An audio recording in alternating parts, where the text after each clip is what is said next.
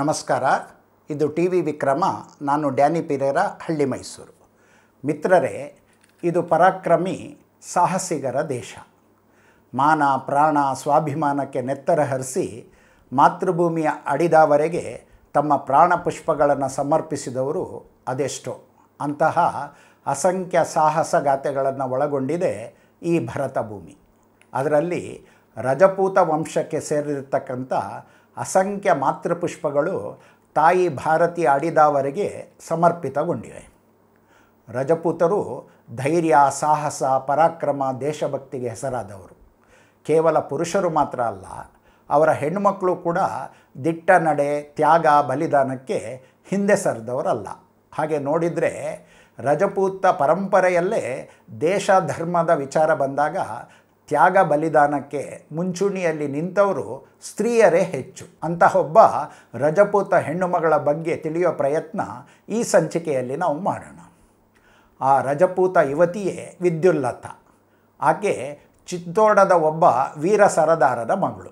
ಆಕೆಯ ನಿಶ್ಚಿತಾರ್ಥ ರಜಪೂತರ ಸೇನೆಯ ಸಮರಸಿಂಹ ಎಂಬ ಹೆಸರಿನ ಸರದಾರನ ಜೊತೆ ಆಗಿತ್ತು. ಮನೆಯವರು ಅವರ ಮದುವೆಗೆ ತಯಾರಿಯಲ್ಲಿದ್ದರು. ಅದೇ ಕಾಲಕ್ಕೆ ಅಲ್ಲಾವುದ್ದೀನ್ ಖಿಲ್ಜಿ ಚಿತ್ತೋಡಿದ ಮೇಲೆ ಆಕ್ರಮಣ ನಡೆಸಿದ.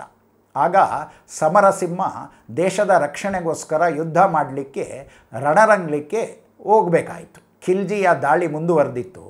ಒಮ್ಮೆ ಸಮರಸಿಂಹ ರಣರಂಗದಿಂದ ಹಿಂದಿರುಗಿ ತನ್ನ ಭಾವಿ ಪತ್ನಿ ವಿದ್ಯುಲ್ಲತಾಳನ್ನು ಭೇಟಿಯಾಗಿ, ಚಿತ್ತೋಡಿನ ಕೋಟೆ ಮುಸಲ್ಮಾನರ ವಶ ಆಗಿದೆ, ಅವರ ಬಲಶಾಲಿ ಸೈನ್ಯದ ಮುಂದೆ ನಾವು ನಿಲ್ಲೋದು ಕಷ್ಟ, ಈಗಾಗಲೇ ನಮ್ಮಿಬ್ಬರ ಮದುವೆ ನಿಶ್ಚಯವಾಗಿದೆ, ಈ ಯುದ್ಧದ ಉಸಾಬರಿ ನಮಗೆ ಯಾಕೆ, ನಾವು ಚಿತ್ತೋಡ ಬಿಟ್ಟು ಓಡಿ ಹೋಗೋಣ ಅಂತ ಹೇಳಿ ಪುಸ್ಲಾಯಿಸ್ದ. ಸಮರಸಿಂಹನ ಮಾತು ಮತ್ತು ನಡೆಯಿಂದ ಈತ ಪ್ರಾಣಭಯ ಮತ್ತು ಹೆಣ್ಣಿನ ಮೋಹದಿಂದ ಯುದ್ಧಕ್ಕೆ ಬೆನ್ನು ಕೊಟ್ಟು ಓಡಿ ಬಂದಿದ್ದಾನೆ ಅನ್ನೋದು ಆಕೆಗೆ ಸ್ಪಷ್ಟ ಆಗಿತ್ತು. ನೀನು ರಣಹೇಡಿಯಂತೆ ಯುದ್ಧಕ್ಕೆ ಬೆನ್ನು ಕೊಟ್ಟು ಬಂದಿದೆಯಾ? ನಿನ್ನಂಥ ರಣಹೇಡಿಯನ್ನು ನಾನು ಮದುವೆ ಆಗಲಾರೆ.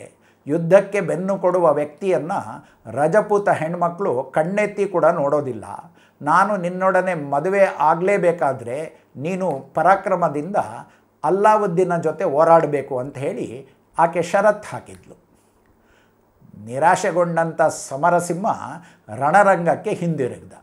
ಆತ ಅಲ್ಲಾವುದ್ದೀನನಿಗೆ ಹೆದರಿ ಅವರ ಪಕ್ಷಕ್ಕೆ ಸೇರಿಕೊಂಡು ದೇಶದ್ರೋಹಿಯಾದ. ಆದರೆ ಅವನಿಗೆ ವಿದ್ಯುಲ್ಲತಳ ಮೇಲಿನ ಮೋಹ ಮಾತ್ರ ಕಡಿಮೆ ಆಗಿರಲಿಲ್ಲ. ಇತ್ತ ಅಲ್ಲಾವುದ್ದೀನ್ ವಿಜಯಿಯಾಗಿ ಚಿತ್ತೋಡ ಕೋಟೆಗೆ ಮುತ್ತಿಗೆ ಹಾಕಿ ಕೋಟೆ ವಶಪಡಿಸ್ಕೊಂಡು ವಿದ್ಯುಲ್ಲತಾಳನ್ನು ಅರಮನೆಗೆ ಕರೆಸ್ದ. ಅಲ್ಲಿ ಮುಸಲ್ಮಾನ ಯೋಧರೊಂದಿಗೆ ಸಮರಸಿಂಹ ಇರೋದು ಅವಳ ಗಮನಕ್ಕೆ ಬಂತು. ಧರ್ಮ ವಿರೋಧಿಗಳೊಂದಿಗೆ ತನ್ನ ಭಾವಿ ಪತಿ ಇರೋದು ಅವಳಿಗೆ ಅದು ಅಪಮಾನದ ಸಂಗತಿಯಾಗಿತ್ತು. ತನ್ನ ಮದುವೆ ಒಬ್ಬ ದೇಶದ್ರೋಹಿಯೊಂದಿಗೆ ಆಗೋದು ಆಕೆಯ ಗೌರವಕ್ಕೆ ಕಳಂಕ ತರುವ ವಿಷಯ ಆಗಿತ್ತು. ಆಕೆ ಅಪಮಾನದಿಂದ ಕುದಿದು ಹೋದಳು. ವಿದ್ಯುಲ್ಲತಳನ್ನು ಕಂಡ ಸಮರಸಿಂಹ ಅವಳ ಕೈ ಹಿಡಿಲಿಕ್ಕೆ ಮುಂದೆ ಬಂದ. ಒಡನೆ ಹಿಂದೆ ಸರಿದಂಥ ವಿದ್ಯುಲ್ಲತ, ನೀನೊಬ್ಬ ದೇಶದ್ರೋಹಿ, ನನ್ನನ್ನು ಮುಟ್ಟಿ ಅಪವಿತ್ರಗೊಳಿಸಬೇಡ, ಶತ್ರುಗಳೊಂದಿಗೆ ಸೇರಿ ನನ್ನ ಬಳಿ ಬರಲಿಕ್ಕೆ ನಿನಗೆ ನಾಚಿಕೆ ಆಗೋಲ್ವೇ? ದೇಶದ್ರೋಹಿ ಹೇಡಿಗಳಿಗೆ ನನ್ನ ಮನಸ್ಸಿನಲ್ಲಿ ಜಾಗ ಇಲ್ಲ ಎಂದು ಹೀನಮಾನವಾಗಿ ಬೈದಳು. ಸಮರಸಿಂಹ ಅವಳ ಮಾತುಗಳನ್ನು ಮನಸ್ಸಿಗೆ ಹಾಕ್ಕೊಳ್ಳದೆ ವಿದ್ಯುಲ್ಲತಳನ್ನು ಹಿಡಿಲಿಕ್ಕೆ ಮುಂದಾದ. ಅದಾಗಲೇ ಒಂದು ನಿರ್ಣಯಕ್ಕೆ ಬಂದಿದ್ದ ವಿದ್ಯುಲ್ಲತ, ದೇಶದ್ರೋಹಿ ಗಂಡ ನನಗೆ ಬೇಡ, ಅವನ ಸ್ಪರ್ಶದಿಂದ ನನ್ನ ಪಾವಿತ್ರ್ಯಕ್ಕೆ ಧಕ್ಕೆ ಬರಬಾರ್ದು ಅಂತ ಹೇಳಿ ಕ್ಷಣವ ತಡ ಮಾಡದೆ ಆ ಹೆಣ್ಣುಮಗಳು ಹತ್ತಿರ ಬಂದಿರತಕ್ಕಂಥ ಸಮರಸಿಂಹನ ಹೊರೆಯಲ್ಲಿದ್ದಂಥ ಖಡ್ಗವನ್ನು ಎಳೆದು ತನ್ನ ಎದೆಗೆ ಹಿರ್ಕೊಂಡ್ಬಿಟ್ಲು. ಒಡನೆಯೇ ಆ ವೀರ ಕುವರಿಯ ಪ್ರಾಣ ಪಕ್ಷಿ ಹಾರು ಹೋಯಿತು. ಅಂದಿನ ಆ ಸಂದರ್ಭಗಳಲ್ಲಿ ರಜಪೂತ ಮಹಿಳೆಯರು ಧೈರ್ಯ ಸಾಹಸಕ್ಕೆ ಹೆಸರಾಗಿದ್ದವು ಹೇಗೋ, ದೇಶಭಕ್ತಿ, ಮಾನ, ಸ್ವಾಭಿಮಾನದ ರಕ್ಷಣೆಗೆ ಪ್ರಾಣ ಕೊಡಲಿಕ್ಕೂ ಹಿಂಜರಿಯದ ಮನಸ್ಥಿತಿಯವರಾಗಿದ್ದರು. ಹಾಗೆಯೇ ವಿದ್ಯುಲ್ಲತ ಒಬ್ಬ ಸ್ವಾಭಿಮಾನಿ ಹಿಂದೂ ರಜಪೂತ ಹೆಣ್ಣು ಮಗಳಿಗೆ ಸಹಜವಾಗಿದ್ದಂಥ ನಡೆಯನ್ನೇ ಅನುಸರಿಸಿದ್ಳು. ಪ್ರಾಣಾರ್ಪಣೆಗೈಯೋ ಮೂಲಕ ಇತಿಹಾಸದಲ್ಲಿ ಅವಳು ತನ್ನ ಹೆಸರನ್ನು ಶಾಶ್ವತಗೊಳಿಸಿಕೊಂಡು ಅಮರಳಾದಳು. ಮಿತ್ರರೇ, ಭರತ ಭೂಮಿಯ ಚರಿತ್ರೆಯೊಳಗೆ ಇಂಥ ಸ್ವಾಭಿಮಾನಿ ದೇಶಭಕ್ತ ಮನಸ್ಸುಗಳು ಹರಿಸಿದ ನೆತ್ತರು ಅದೆಷ್ಟು ಅಂಥ ಮಹಾನ್ ಚೇತನಗಳ ಬಗ್ಗೆ ಮುಂದೆ ಮತ್ತಷ್ಟು ತಿಳಿಯುವ ಪ್ರಯತ್ನ ಮಾಡೋಣ ಅಂತ ಈ ಸಂಚಿಕೆ ಇಲ್ಲಿಗೆ ಮುಗಿಸ್ತಾ ಇದ್ದೇನೆ.